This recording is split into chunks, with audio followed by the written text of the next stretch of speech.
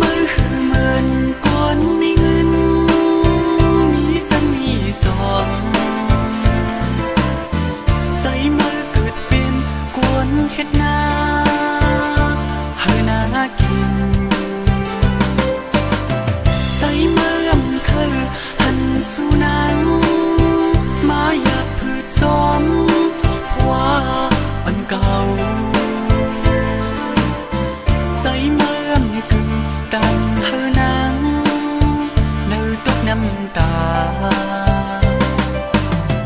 หวังความปันปีอีกหนึ่งลูกน้องหักสายโยน้องก็ตีปองเสือซ้อมใส่เฮ็ดซื้อนาใส่มือเคยหันสู่เลิกเสือ